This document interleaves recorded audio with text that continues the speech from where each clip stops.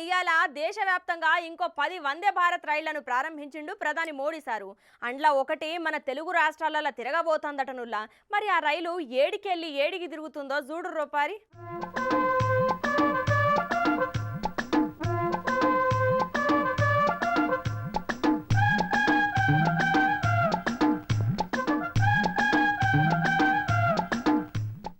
ఇయాల దేశవ్యాప్తంగా ఇంకో 10 వందే భారత్ రైళ్లు పట్టాలెక్కిచ్చిర్రు. అందులో ఒకటి తెలుగు రాష్ట్రాలల్లా పరుగులు తీయబోతుందిల్లా. సికింద్రాబాద్కెళ్లి విశాఖ ప్రయాణించనున్న ఈ రైలును కేంద్ర మంత్రి కిషన్ రెడ్డి సారు సికింద్రాబాద్ స్టేషన్లా జెండా ఊపి షురూ చేసిండు.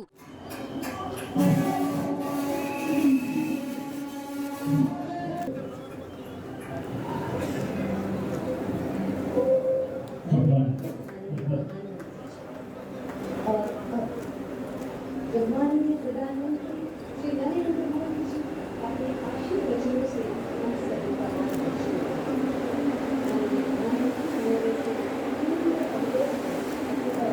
संबोधन से हमें अनुग्रहित करें।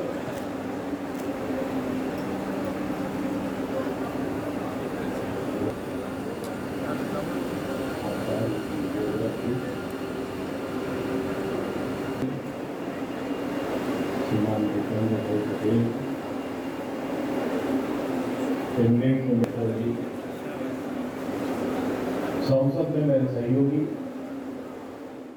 ఇక గాడ ఏర్పాటు చేసిన సభల కిషన్ రెడ్డి సారు మాట్లాడుకుంటా తెలుగు రాష్ట్రాల పట్ల మోడీ ప్రభుత్వానికి చిత్తశుద్ధి ఉంది, అంతర్జాతీయ ప్రమాణాలతోని వందే భారత్ ఎక్స్ప్రెస్ ప్రవేశపెట్టినము, అట్లనే ఇప్పటిదాకా దక్షిణ మధ్య రైల్వే కింద 3 వందే భారత్ రైళ్లు ప్రయాణిస్తున్నాయని, ఇయ్యాల ఇంకో వందే భారత్ రైలును ప్రధాని మోడీ సారు షురూ చేసిండు.